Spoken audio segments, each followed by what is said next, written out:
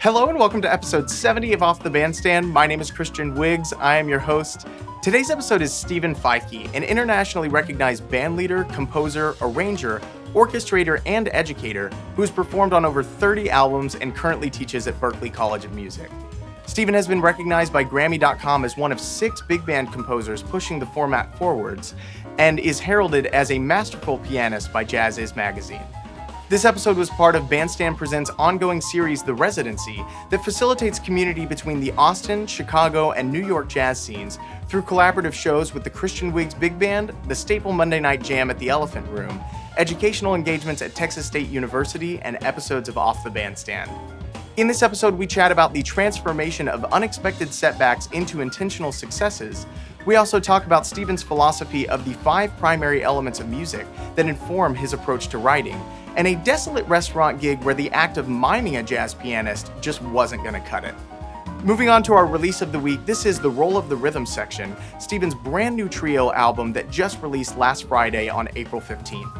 The record features familiar standards as well as a gorgeous original composition, communicated with longtime collaborators and members of the Bandstand family, Brian Carter on drums and Dan Chmielinski on bass. This record also marks the first physical release under the Bandstand Presents label in collaboration with La Reserve, an independent record label based in Brooklyn that features several of the all-star jazz musicians on the New York scene.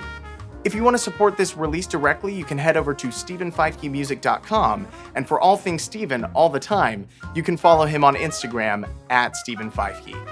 On the calendar coming up for Bandstand Presents, make sure to keep an eye out for some incredibly exciting announcements in the next couple weeks that take Bandstand outside of the Lone Star State. And in the meantime, you can head over to monksjazz.com to watch any of our archive shows from the last 6 months of the residency, including our most recent shows, the Christian Wiggs Big Band meets Clark Summers Lens, and Matisse Picard's solo piano show. To keep up with the latest Bandstand news, you can head over to bandstandpresents.com, and for all things Bandstand all the time, you can follow us on Instagram at Bandstand Presents. That is it for all of the mentions and announcements this week. Let's dive into episode 70, Steven Feifke. This is Off the Bandstand.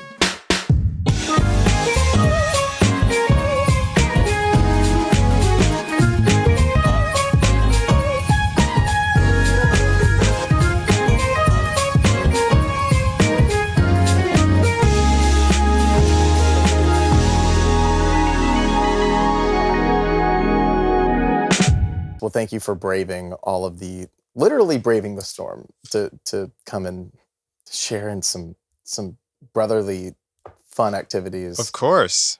I'm confessing it's no big deal. I'm confessing it's no big deal. You're on a roll, Gabs Pro Tags. I'm confessing.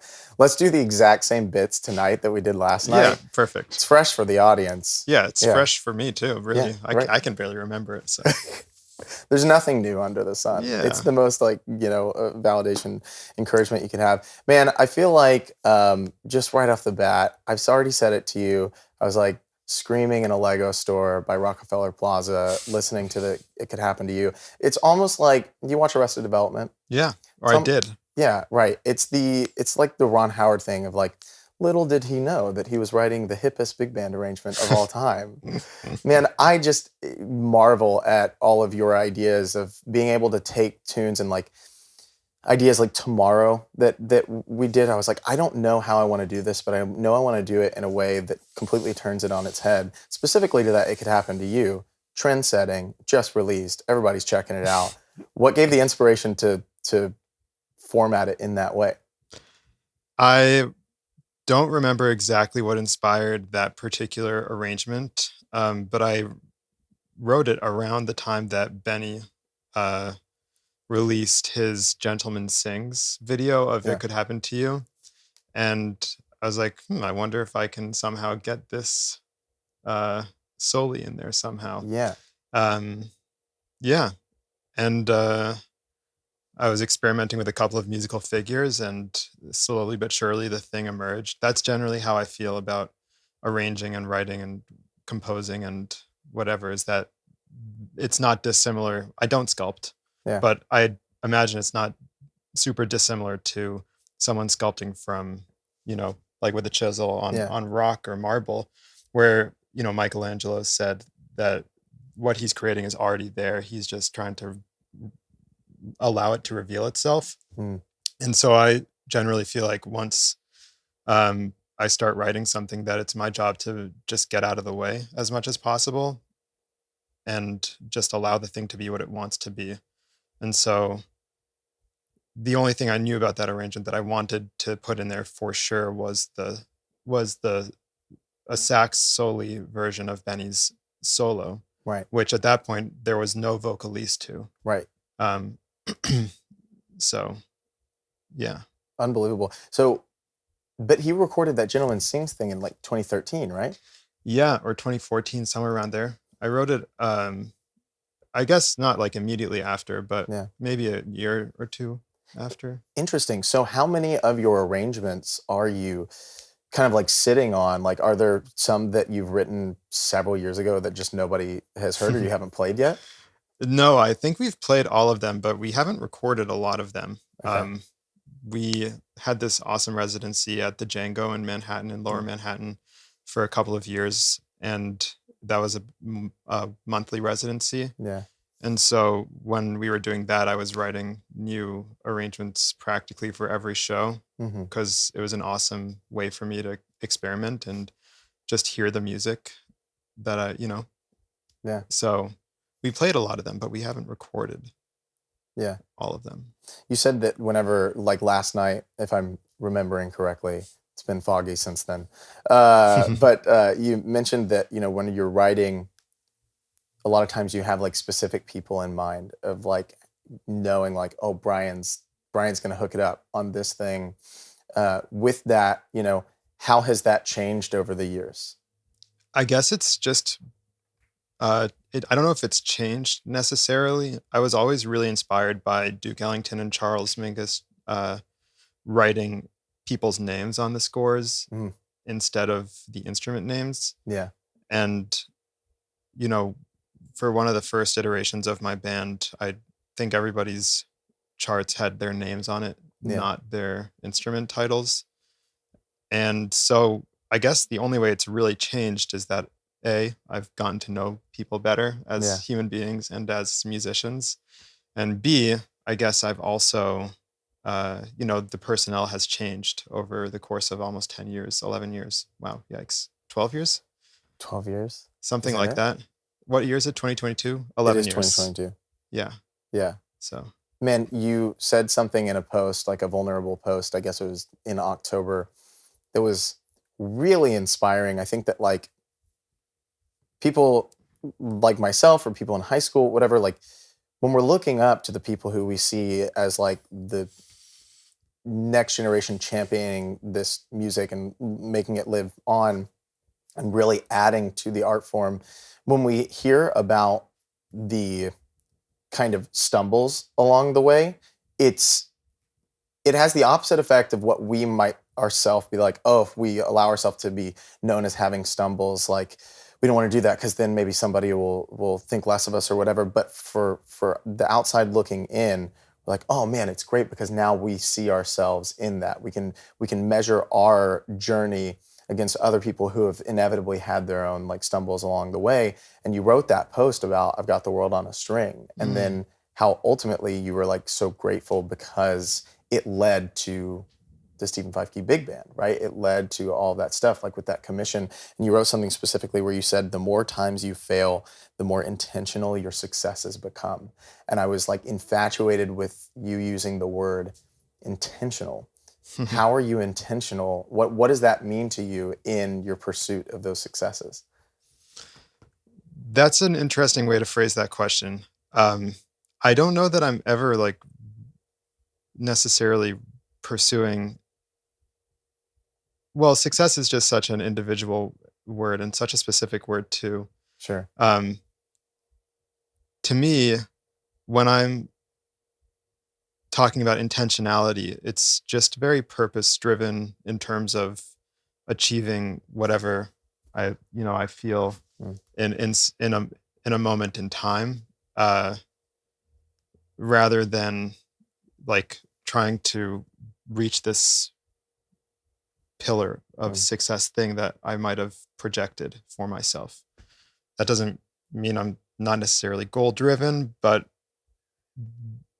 listening to you talk, I was actually maybe thinking about an answer to another question, which is that I'm not sure, like, how to say this, but I don't know what my place is necessarily in all of this. And when I say all this, like what I'm referring to in part is just the overall jazz idiom, the jazz music, the jazz lineage in whatever way. And so in terms of intentionality, what that means for me is that all I can do is be myself. And sometimes what can seem like a success can actually be a failure and vice versa.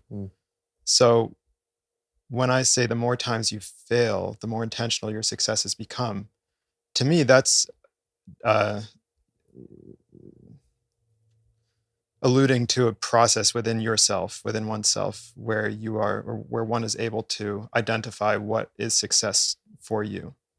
So specifically to I've Got the World on a String, one of the things that I've always wanted to do, and I feel very fortunate to be able to do it now for my career, is, I've always wanted to write big band charts and orchestral charts for other artists, and it's amazing that the world is getting smaller and that like these people turn out to be my friends too. And that's really special.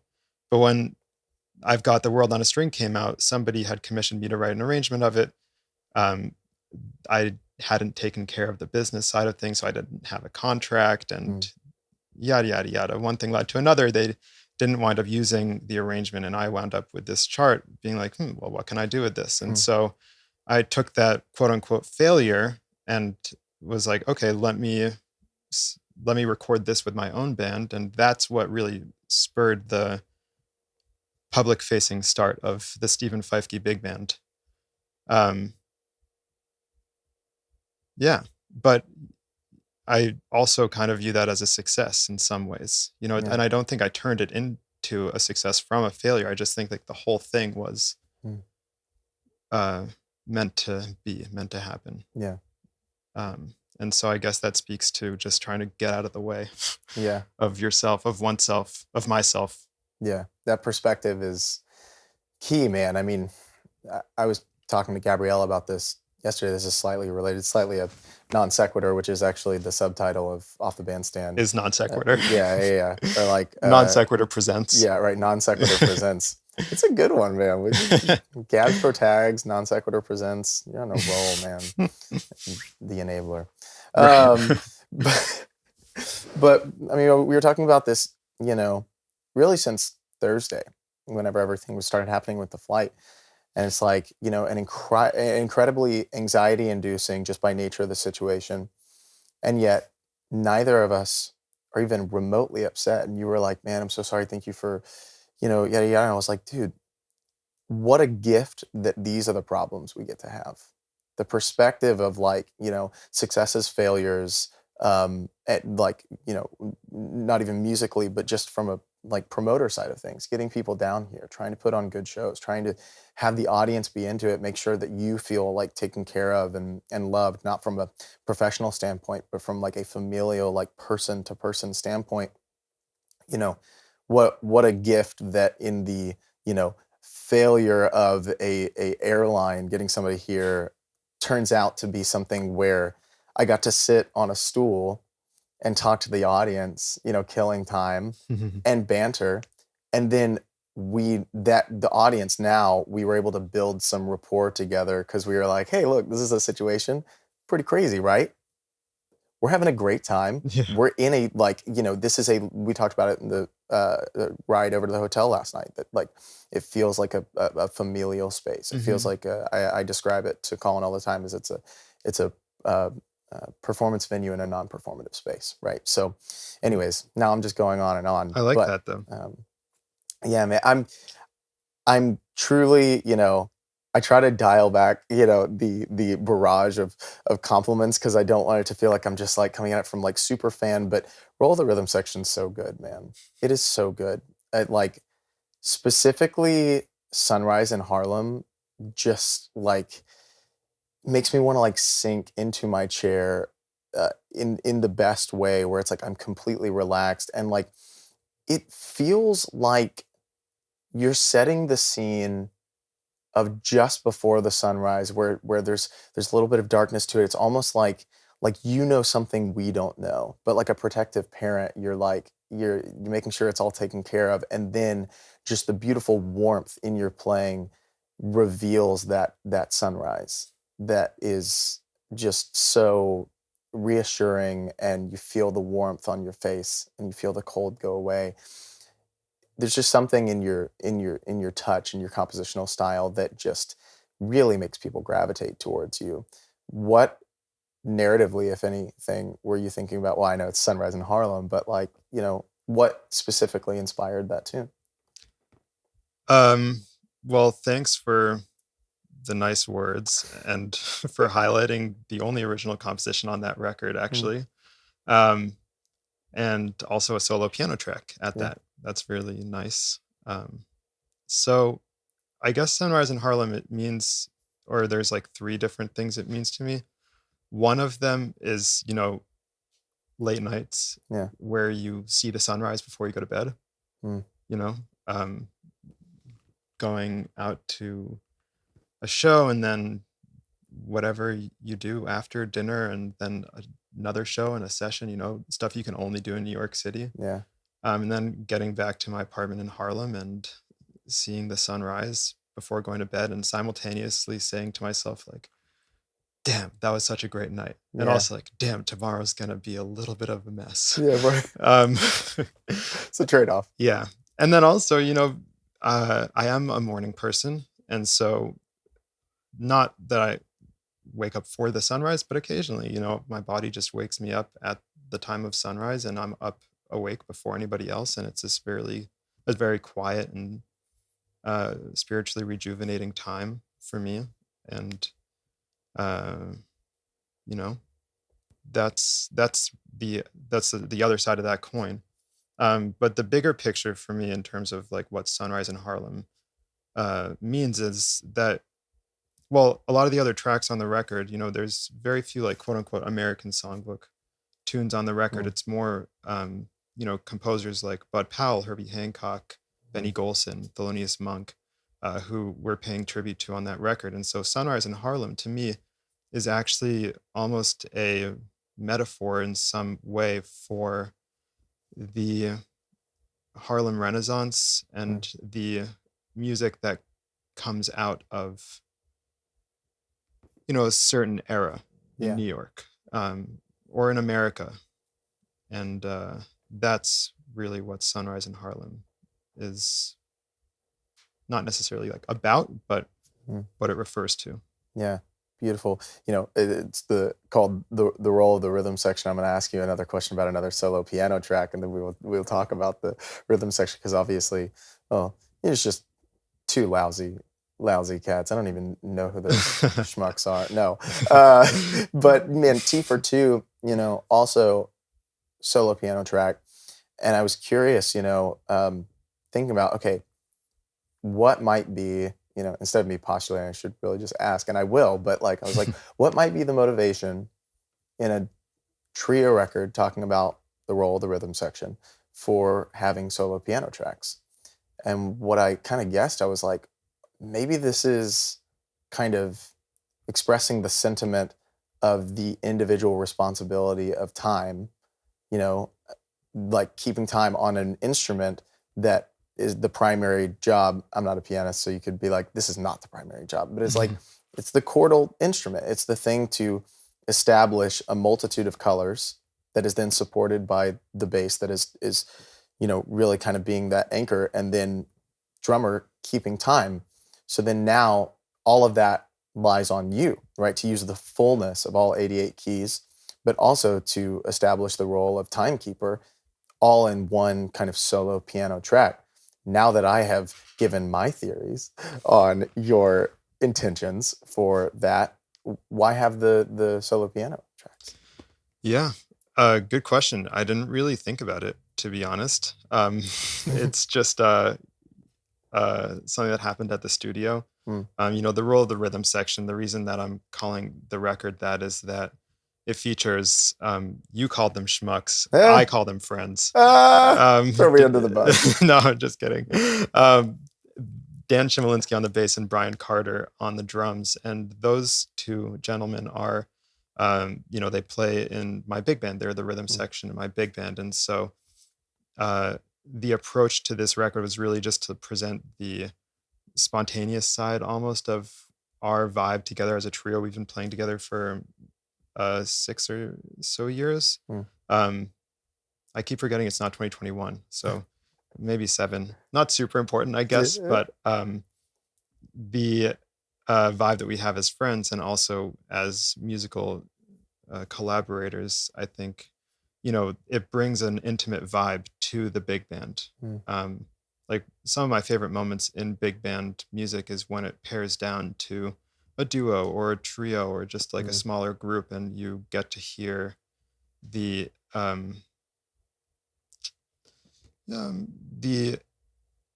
spontaneous improvisation that occurs in a small group jazz ensemble, basically. And so that's what the role of the rhythm section is that it's just presenting like us three and doing whatever it is we do.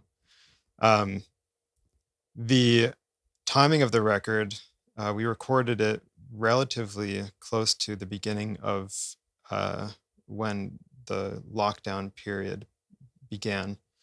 And I had been talking to Yamaha for a little bit at that point, and pretty much like right when the lockdown started, they asked me to sign with them. And so I signed on as a Yamaha artist, and they have this amazing studio space in Midtown Manhattan on Fifth Ave.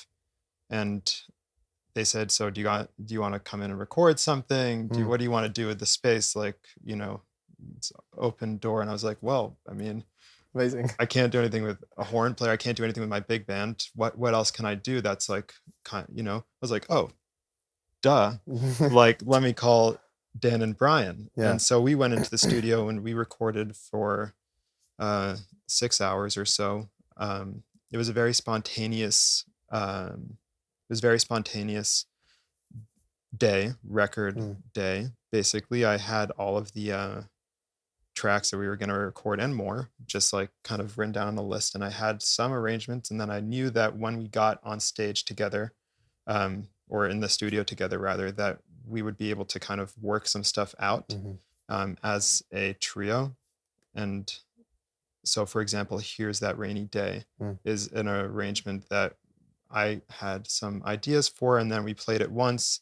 I was like, what if we tried this? We tried that the next take, and then the second take.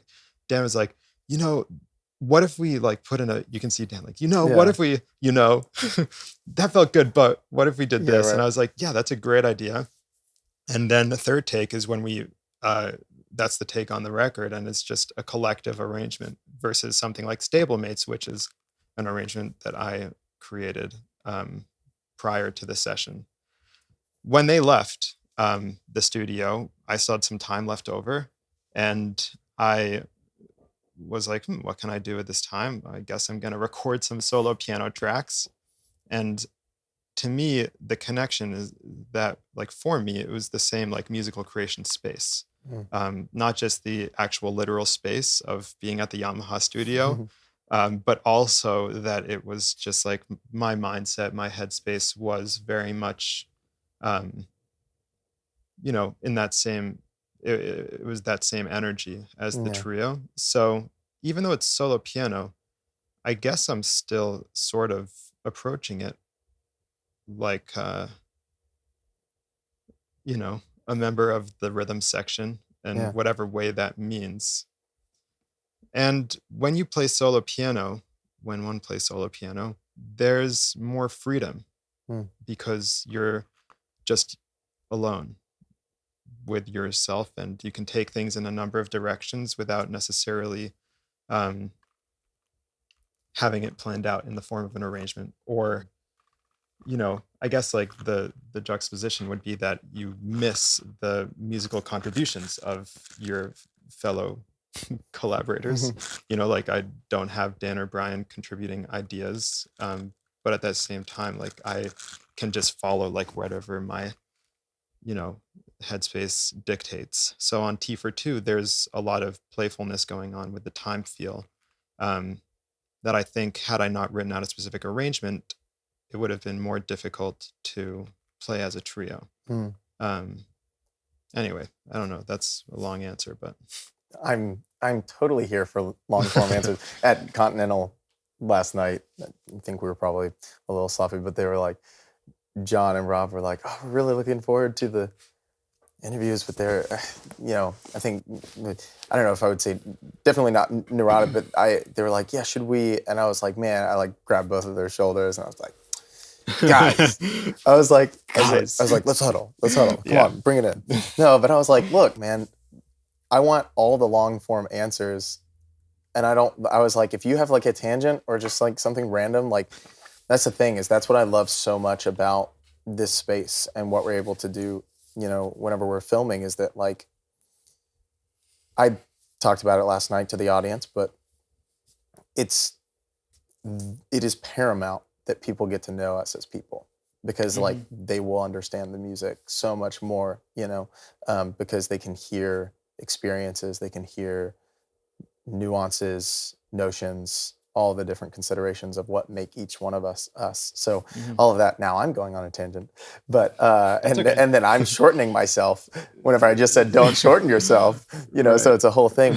But no, man, that's brilliant, and that's beautiful, and I love that you have this love for Dan and Brian, and that they've been playing with you for so long. What has it been about them, either individually or collectively, that has made you like have them as the core when there's so many people, so many killing musicians? What is that really kind of makes the musical magnetism strong?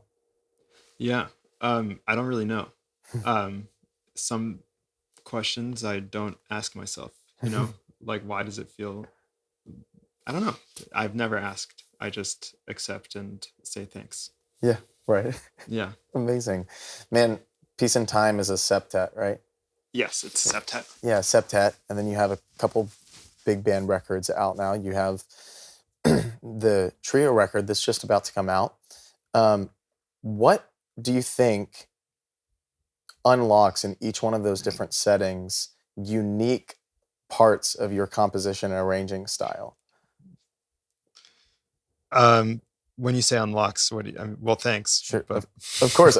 Well, I guess, yeah. Let me make the question more clear. Nice way to ask a question. Oh man, well, like you definitely are able to highlight a breadth of variety of arranging in those different settings. Do you feel like there are unique things about each one that you go, oh, this allows me to tap into this side of my arranging or my interests or this, and like, do each ones have a unique kind of addition to you? That's a super interesting question. I don't know the answer, but maybe I can share something like slightly academic. Sure. Which is that I think that there's 5 primary elements of music. There's rhythm, melody, harmony, arrangement, and orchestration. Those are the 5. So rhythm, first of all, like for us, that's like our heartbeat, right? Right. Like rhythm is, we can't control it. It just exists. Like I can sit here and like try and slow my breath so that it affects my heart rate or something like that, but ultimately, like once I count off a tune, the rhythm is going to be what it is. So the rhythm implies the passage of time. It implies a way to interpret an eighth note. For example, you feel the time differently on a samba versus a bossa, or a waltz versus a ballad, right? Also, it says this note is longer than that note is shorter than that note, something like that. It says this note comes first or second, right? So a melody without rhythm is just a clump of notes, right? You need rhythm. You need the passage of time for a melody to be able to exist and live and breathe. And that's the second element is melody and breath, right? We can control our breath. Sometimes I forget, but I remind myself and then I feel better. Right. That's melody. It's a thing that we sing. You might walk away from listening to a cool song on the radio and say to yourself, like, man, that was a sick beat. And then you're still going to be just like humming the tune. Yeah. harmony is sometimes nothing more than a collection of melodies, right? It's vertical melodies.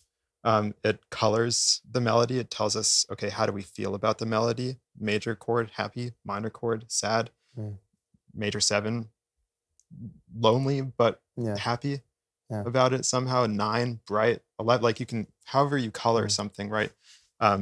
It affects how we interpret that melody, and if there's a lyric attached, it affects how we feel about that lyric. So that's what I would call like the musical DNA, which is the rhythm, melody, and harmony.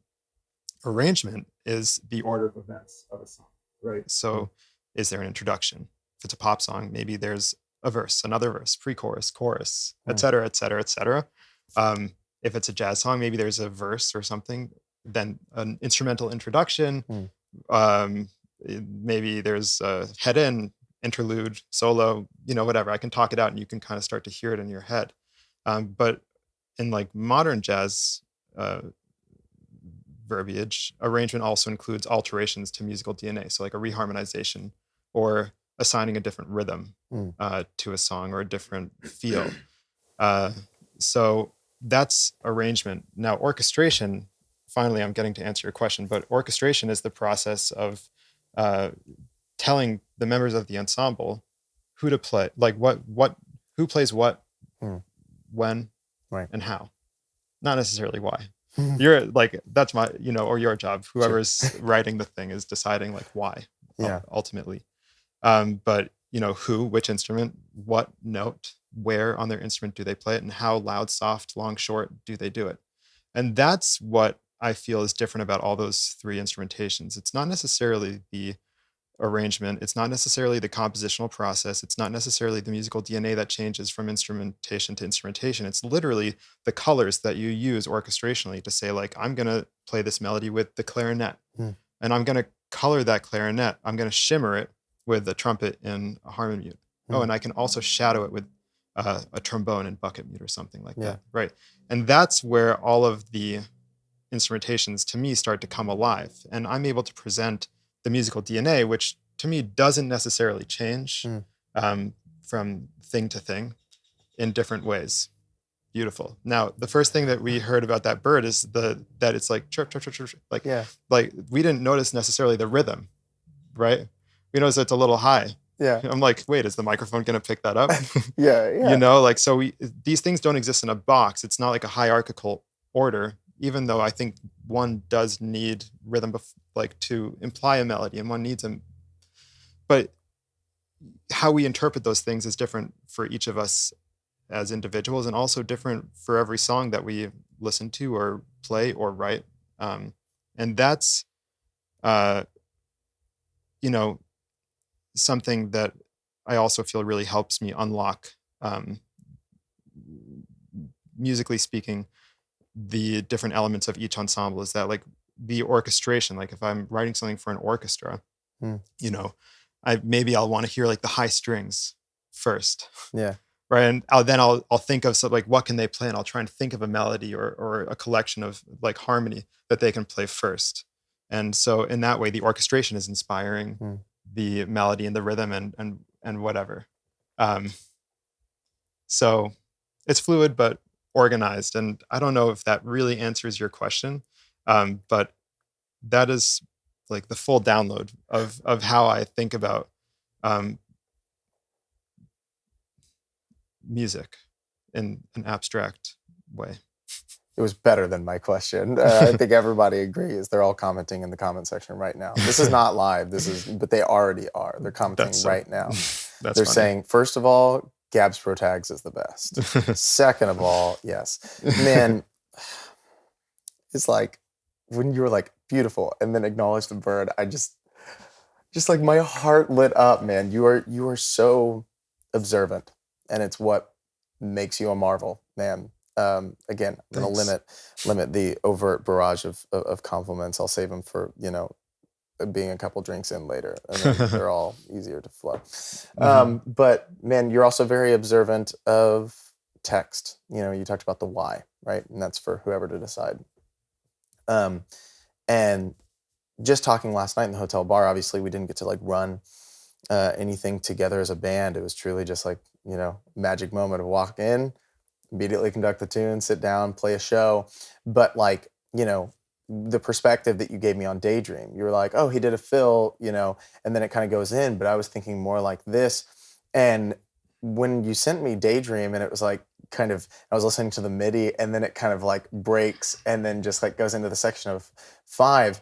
I feel embarrassed that as a singer, I didn't even realize, don't know the time, honey, I'm in a daze. And I was like, this is an interesting choice. Like, I'm down. It's cool. It's kind of a mixture of what we were talking about when we were in the early arranging process, But yeah, your observation of text and painting with that is just masterful, man. Is that something that you have been focused on like from the beginning, or is that something that has like come with time of like working and writing for vocalists and vocal tunes? Yeah, I think it's probably come from working with vocalists. The first vocalist who I worked with a lot was Martina da Silva. And, I've been able to work with a number of awesome people who are just fantastic storytellers. And those people have shown me the importance of understanding the story that is being told by whatever composer and lyricist. And I really enjoyed listening to what you said last night on the microphone about, one thing that you feel is a strength of yours. And sorry if I'm talking out of turn here, but, and I totally agree. Like, you're an amazing storyteller, right? You have this ability, not just with your, because you are using your voice, but because of your voice specifically, like you're able to tell a story and really like connect and communicate. And that's something that, on the one hand, I would want to be considerate of for whoever I'm writing for, but especially, seeing as the 3 arrangements that we played last night that are brand new, Daydream and Tomorrow, and the one that you and I composed together, you and me. Hey.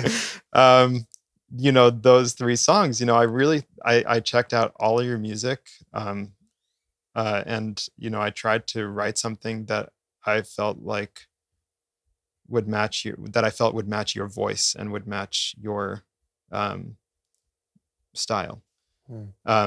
So I think, yes, the lyrics, whether you play, and then, if I'm playing a song instrumentally, the lyrics, whether for example, You and Me, right? That's a perfect example, because I wrote the music and then you wrote the lyrics afterwards. And now I will never play the song the same way as I did before, because I know what the lyrics are. Whoa. Okay. Interesting. Let me just ask. Okay. So before the lyrics, right? What were the considerations? I'm like processing this question in real time. What were the considerations that you had playing it before, and how have they changed now? Like, what did you have in your mind before the text? The considerations I had in my mind were your range, and that's pretty much it. I thought to myself, like, you and me, or you and me, I can't remember which, and I was just like, you and I just sung through the song like with those those words, like literally just the whole way through, being like, I don't know what Christian's gonna come with, but it's gonna be better than this. What if I just delivered you and me, you and me, you and me? Yeah, right. I mean, I would have been like, dude, same wavelength, it would have incredible. Been right. Yeah, but that's something that's not. I mean, I do enjoy language.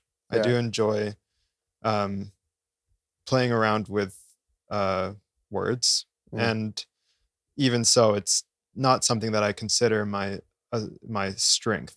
But I always tell all my students, especially the ones who don't necessarily want to study, like the nitty gritty, like the pieces of the puzzle that you need to communicate. I'm like, the way that I convince them, and I firmly believe this, the way that I convince them that learning about harmony is important, is that I say, you basically want to get from inspiration to communication as quickly as possible.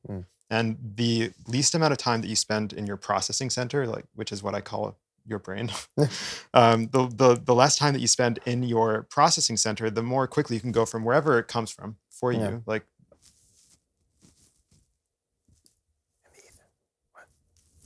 wherever it comes from, to like your machinery. For me, it's my hands, or conducting. For you, it's your voice and whatever. The less time you spend in here, the more you are able to say, the more honestly you're able to say what you feel. And so I forget where I was going with that entirely. I know it was something. We'll supercut it together. Oh, right. You can edit this. We can. Everything's editable. But don't edit that. Don't edit me discovering that you can edit something. Don't. Okay? We won't edit. Finger guns at both of the cameras. Yeah. Pew pew. Pew. Boom. We'll do like a quick. Boom, the coffee is hitting me. Wow. Oh my god! Amazing. The coffee is hitting me. Yeah. Seriously, where was I going with that? We were talking about communication, the story. I think it just like generally like speaking, it also is just that same exact concept of getting out of your way. Yeah. Right. Like you don't want to think about how am I going to sing this note? Yeah. You don't even want to necessarily think about what note is this. You just want to say like, what word is this? And even so, you basically want to say to yourself, like, what feeling is this? Yeah. What am I trying to communicate like with my heart? Yeah. And that's really what I mean when I say like inspiration to communication as quickly as possible. And some sort of practicing is necessary.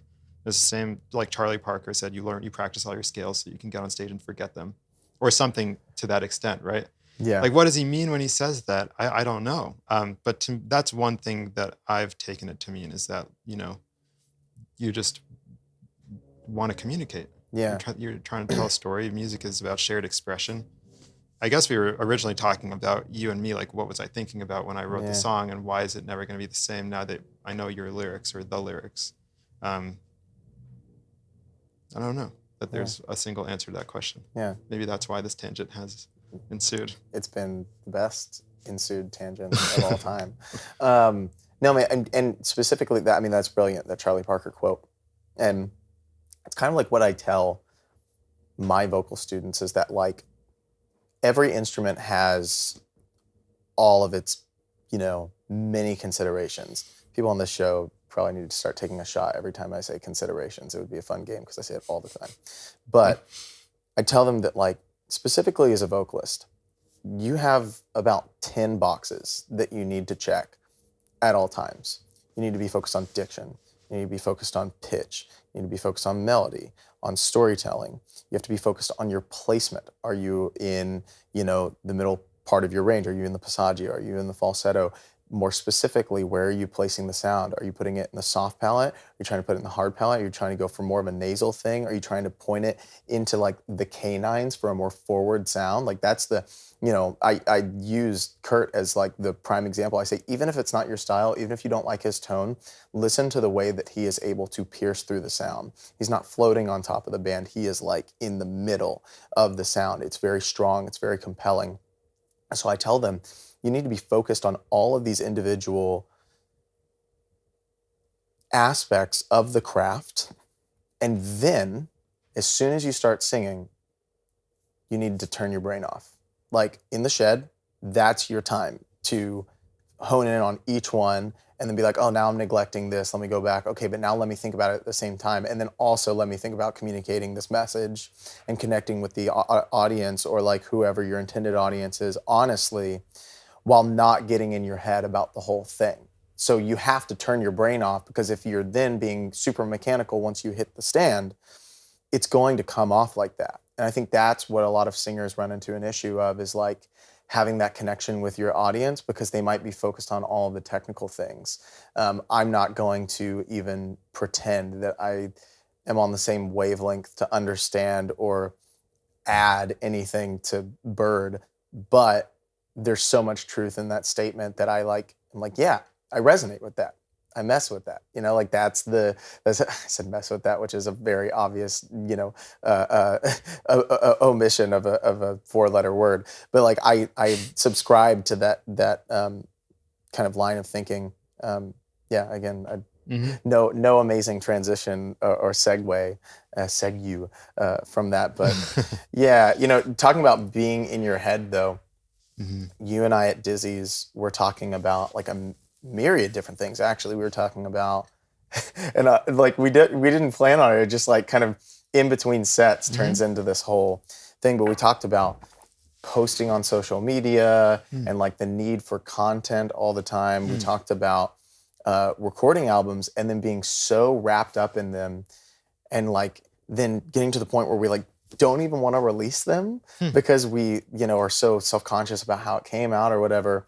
And you said something that completely put my mind at ease about any future kind of things of that happening, which is you were like, the audience hasn't heard it, so when they hear it, they're not going to hear all the things that you were like in your head about. They're just going to hear new tunes, and they didn't go through 10 rounds of mixes, and all those things. So when you're producing your projects, how much of that do you find is like an inhibitor of like getting in your head about the thing? And do you like to have somebody else produce the album so you can take a step back after the music part is taken care of? Yeah, it's an interesting question. I have never thought about it from that perspective. I do like to have some sort of involvement musically in the production, but also somebody who is an engineer is ostensibly an artist as well. Yeah. Right. For example, Kinetic. It's mixed by Brian Montgomery, recorded by Chris Allen at Sear Sound, mixed by Brian Montgomery, and then mastered by Dave Darlington. I'm not like saying, oh, Chris, actually put the microphone here. Yeah. I'm not telling Brian like, oh, Brian, like actually like use this plugin. I'm just letting and Dave either, like they'll do their thing with it and they'll say like, hey, how's this? And I'll be like, killing. Yeah. Like I was wondering what if we tried this and then I hear it and I'm like, oh no, what you did was so much better. Like, thanks. And it's learning to trust people and it's learning to stay out of their way as much as your own. But in terms of the presentation of the final product, I think that speaks to a certain juxtaposition of artistry versus like performer, right? And we are both. And so when we perform, we present it as though it's new, even if it's not. But the beautiful thing about jazz is that it's always new. It's always different, right? So there is that opportunity to basically allow yourself, if you can get out of your own way, to present it as though it's new, because it is the first time that you've played it in that space with these people, for these people, and every one of those variables that might change a lot or a little, depending on what you ate that morning or the night before, like that changes you. Like, did you go for a run? Did you get a good night's sleep? All those things that change, that changes the person who is presenting the material, and therefore the material is new. Music is one of the only forms of art in which the exact thing that's happening in that moment in time is directly affected by the thing that happens before it, but also after it, right? Like if you look at a painting, it's there. That's what it is. And you can uncover different parts of it many, many times over viewing the same portrait. But it is the same. You just might be different when you look at it again, right? There's this quote I love. It's I don't know where it comes from, but it says, "You can never step in the same river twice." I love that quote. The river, the water is different. You are different. The time might be different, et cetera, et cetera, et cetera. And when we present or play old music, that's what comes to my mind, is that it's not just new for the audience. Like it might be the literal first time that they're hearing it, but it can also be new for us as performers, and that we can hopefully trust in our artistry that it's strong enough and that our identities are honest enough that it's a reflection of who we were and therefore are. Yeah, that's really a lot to think about. I usually try to like keep, I'll like transition. I'll be like, all right, let's talk about this. But it's like, after all that, I'm like, I feel like it would be wholly disrespectful to just be like, so what do you do for fun? Is this your way of transitioning? It could be. I'm not honest for a second up here. Well, I mean, now I have to ask. Maybe the thing was planned. Don't tell anybody. Just like whispers, like, yeah, amazing. Well, I guess that is a good question, though, is like, obviously you are so immersed in your work with teaching, and you're also playing all the time. You're writing a ton of stuff. You're traveling a bunch. Like, where were you last week? Was it Bern, Switzerland. How's Switzerland? It was cool. They are cool. Yeah. It was cool. Very fresh air, very delicious chocolate. Very delicious chocolate. There you go. Yeah. That's the tagline of Switzerland. Yeah, right. Visit. You get off the airport and it says very delicious chocolate. Yeah, right. Period. No exclamation point. It's just like period. It is a period, yeah. It's just a period. They don't need any funny. extra cell. But yeah, I mean, how do you decompress when you have the ever elusive free time? I don't know that I ever really I don't feel the need to decompress. I love everything I do. I feel really lucky that that's the case. But also I'm really influenced by this book by Khalil Gibran called The Prophet. Okay. English is not the first language, but whoever translated it did an awesome job. The prose is beautiful. And as far as I understand it, the story is intact completely. And the intention is not lost from language to language. It's basically a philosophy book, a book of philosophy on various aspects of life: love, children, marriage, work. And the chapter on work, the first sentence is, "Work is love made visible." And that's really interesting because I think love is in some ways not a choice, and in other ways it is a choice. And I love what I do. I feel really fortunate to be able to say that I love what I do, but like any job, there are aspects of it that I find challenging. For example, switching hats very frequently. I just started teaching at Berkeley in the fall, and it's been a dream job of mine. I love learning, and that's why I love teaching. To teach is to learn twice. And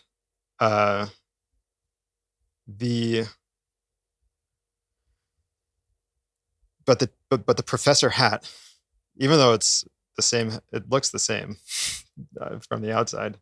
The professor hat is a totally different hat than the playing hat, the performing hat, the writing hat. Even the private teaching hat is slightly different. And so basically, like when you ask about like decompressing, I feel like I'm fresh in all of those different environments because even though the same subject, music, it's a different format. Yeah. Wow, what an analytical answer.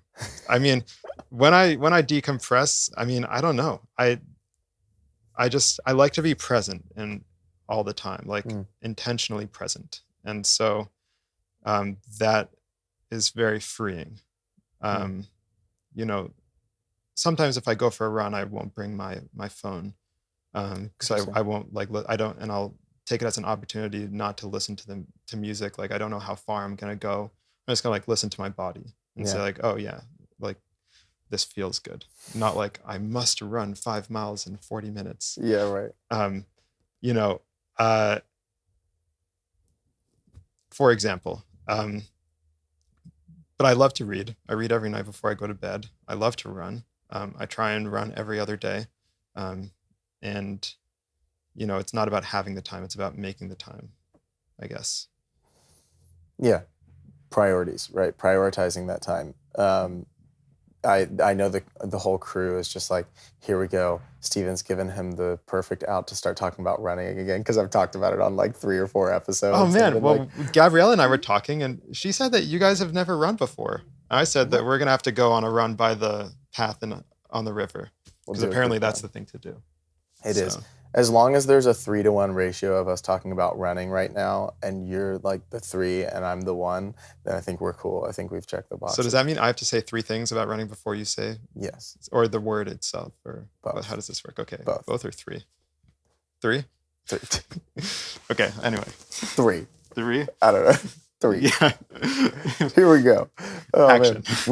We should go on a group run. That would be very fun. I mean, Austin's so beautiful too, man. It's a very different vibe, because you can. Sorry, say what you. I said beautiful town, city. Yeah, it's great because you can get a different. You can get a lot of different environments.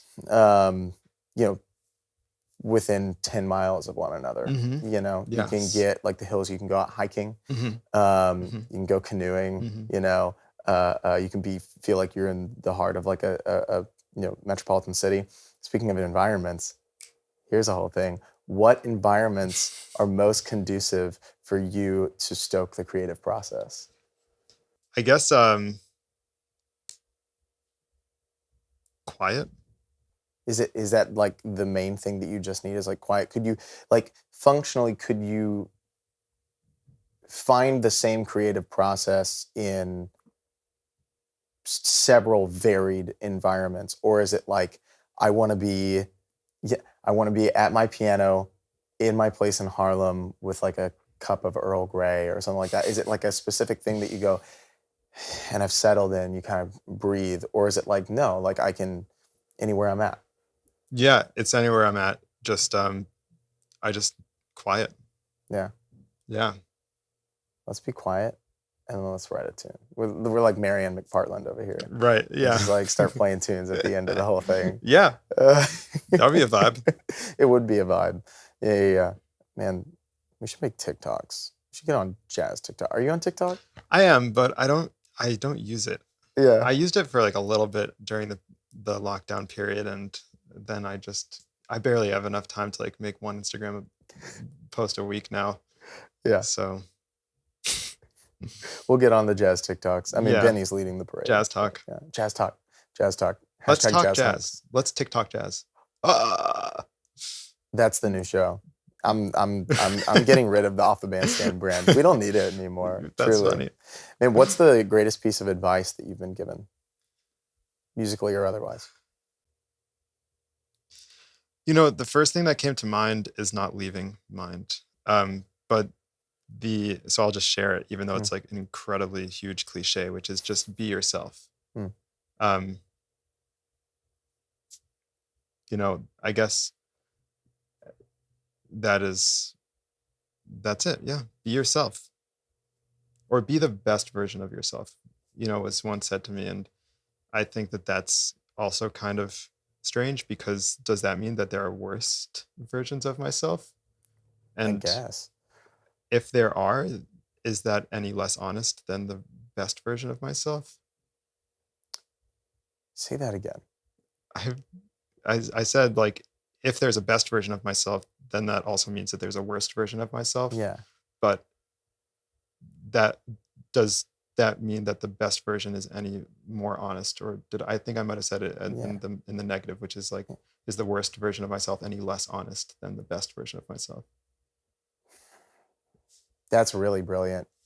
It reminds me of something you said earlier, which was in a different context. We were talking about work, but you had said like love is work. Love is really easy in some ways, and it can be really hard in other ways. And I think if I may attribute that over to this and talking about the best and worst versions of ourselves, and then how we allow that to be expressed to the people around us, you can kind of pull that same sentiment of like, it's not any less honest. And then it kind of contributes to the idea of like love being work and extending grace to one another, where we share each other's best and worst versions of ourselves. and that's how you arrive at like honest relationships. I mean, you talk about like marriages, right? Like people say like, yeah, it's like really hard work. And that's the whole, this is really going down a rabbit hole. I'm just like doing a stream of consciousness, whatever. But yeah, you hear about like marriages and they're like, yeah, it's like super hard work. But obviously there was something that attracted to them to each other in the first place. But even more so, there were points in the pendulum swinging back and forth that they were like, no, every part of it is worth it. Yeah, no grandiose conclusion there, just a thought. Yeah, and that's really brilliant. Is the worst part of myself, worst version of me, any less honest? We're gonna put that on a t-shirt. We'll sell them. We'll sell them at the show tonight. We'll get like quick shirts. Nice. Let's do it. Quick shirts. Yeah. And you have had a ton of musical experiences all across the world. I'm sure it would be difficult to narrow it down, but can you think of a standout musical experience that has really just like made you feel that kind of butterflies, super excited, happy, fuzzy feeling inside? I mean, the first place my mind went to was when I was in college. I studied abroad in Florence, and we had a show outside the Uffizi. The guy who runs ran anyway, the NYU jazz program in Florence, used to work at the Uffizi Galleria, right by the Arno. And so he booked and created this show where he like made a stage. He called it Notte Bianca, White Night. And it was just his event that he hired us for, and created this whole stage overlooking the Arno, like the Ponte Vecchio in Florence. Like, this is ridiculous. And literally, it wasn't just NYU people. I mean, the NYU program was very small, maybe 110 people total on that campus per semester. But like, it was publicized throughout Florence. And I remember I had no idea what to expect. I had no idea what to expect in terms of what the night was going to be.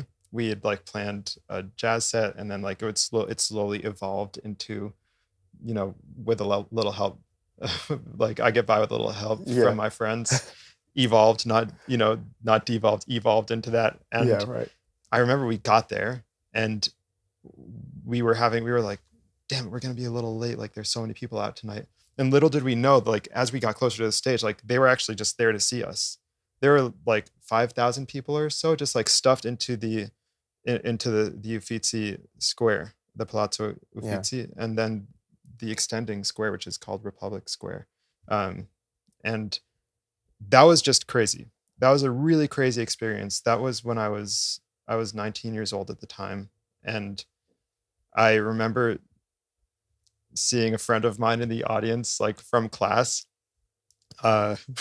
This wasn't, looking back on it, wasn't, I was just like so taken by the moment. I forgot that I was on stage, and this friend of mine, she yelled out, she's like, Steven, oh my God, Steven. And I was just like as a joke, and the whole crowd laughed, and she was just like, oh my God. And it was totally fine. We, but that's a real story. And I just remember that feeling of realizing that even though there's this huge sea of people, that you are really making a connection with people when you're on stage. You are not just, it's not just a sea of people. Yeah. Like, sometimes it's 5 people, sometimes it's 5,000 people, that, who cares? Yeah. But like, those people are really like, there's a connection there. And that moment for me, like realizing that connection exists in such a strong way,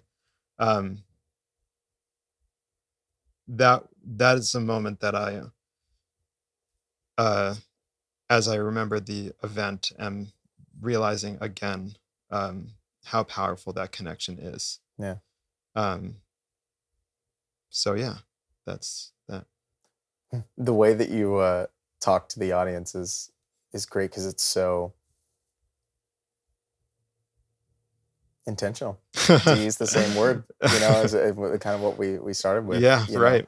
Intentional successes, but intentional relationships. And 2, like you said, I really like to be present, like fully present in a moment. And like I feel that right now. Like, you know, of course everybody I have on the show is like great and love talking to them, and they're all intentionally present too. And I think that's what I appreciate about this opportunity and this space to be doing this. But like, I mean, you're big on eye contact, which I'm also like really big on. And it's like you guys don't even know. You guys don't even know the tension. We need to get like back and forth cams. Like, can we just get a zoom really quickly? Yeah, let's just get a zoom. Like,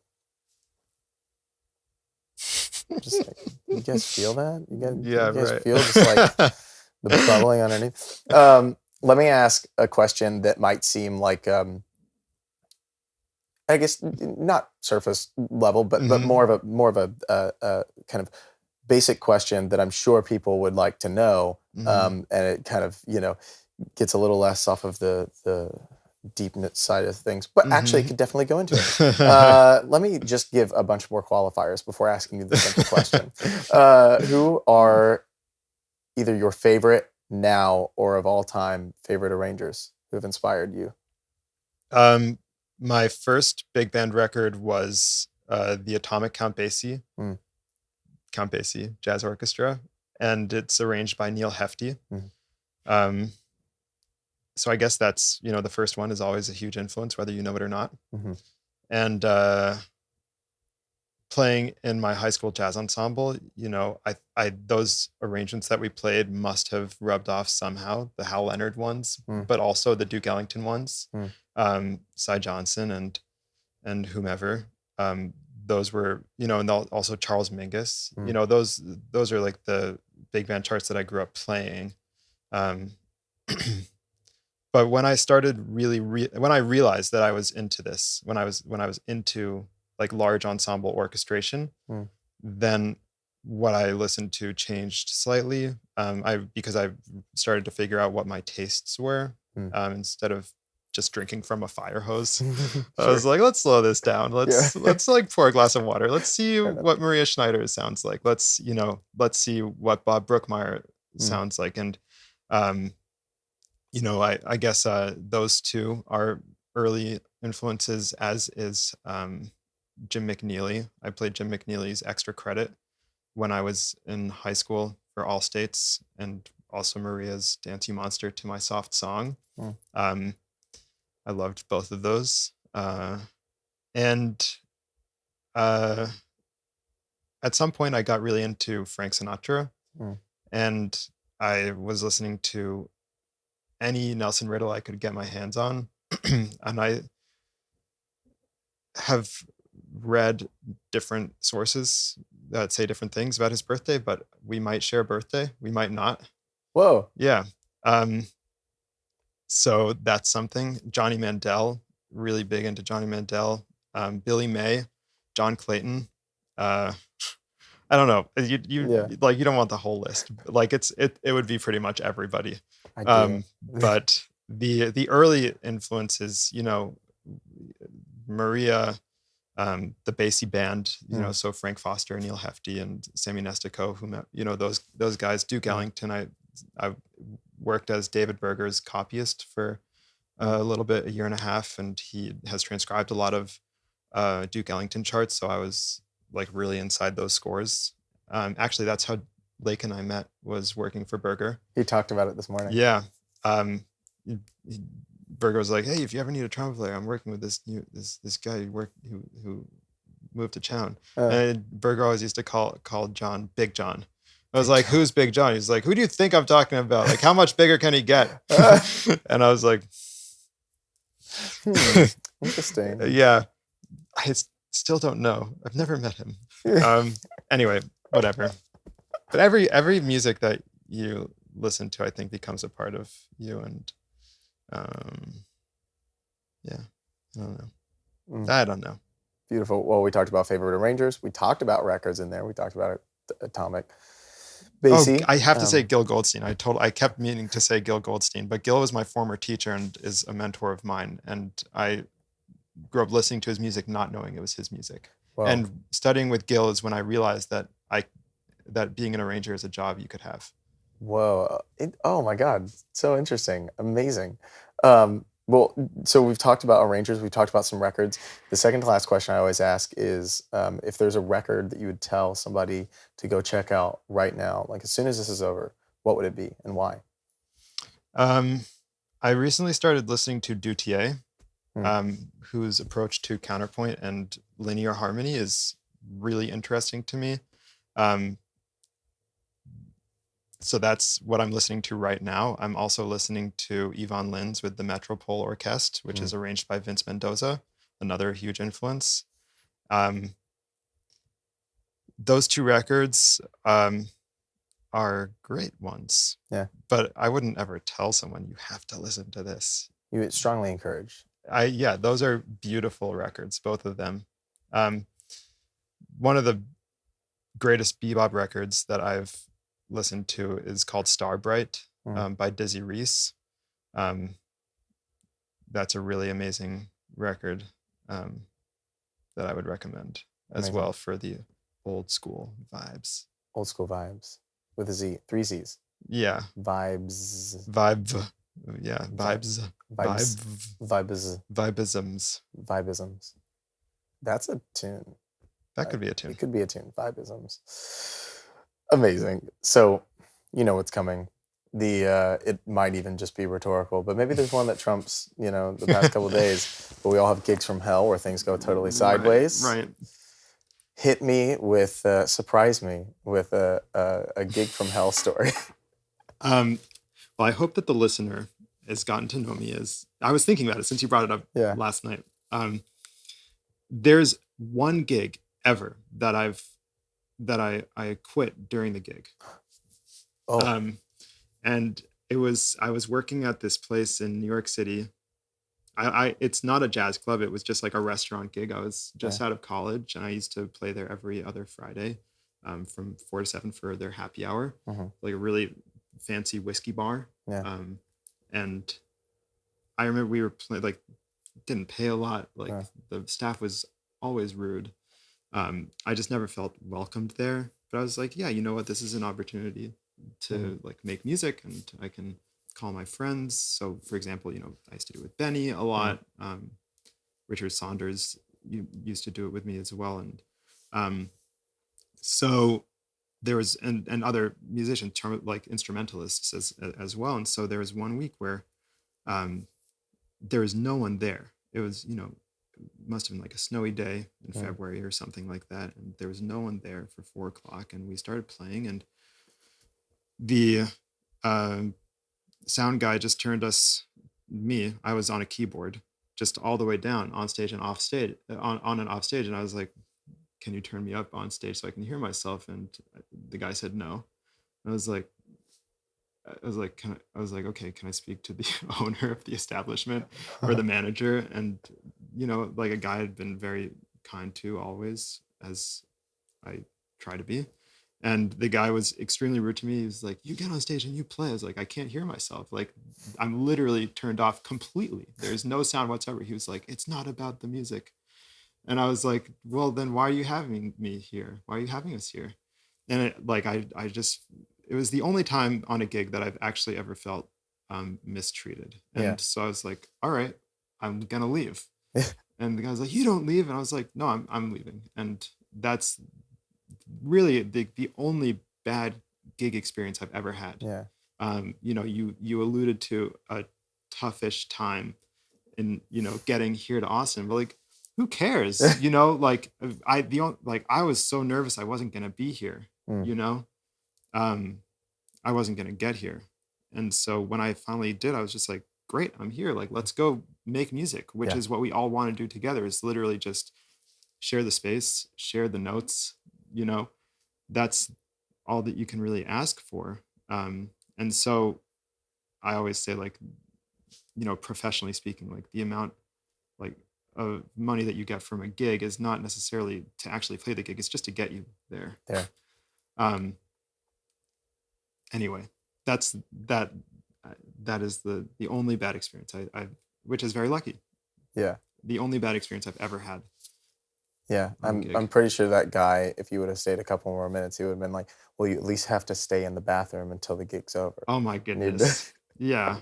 Well, without context, that is all that's It doesn't make sense. It doesn't make content. It doesn't make sense. But maybe now we can utilize that, so when people come and see you in person, they'll be like, "Hey, man, I watched to the very end. What does that mean?" And we'll keep the mystery. I'm going to alive. connect them with you. Yeah. You can tell them the That's story. fine. We can tell them of the flight attendant who wouldn't let me leave the bathroom when the seat belt sign turned on. Amazing, Steven. I am unbelievably grateful for you, for your friendship, for the musical relationship, for the Likewise. trust, and man, let's do another set tonight and many more in the future. Absolutely. I love you, man. You too, man. Thanks for having me, Yeah, Christian. of course.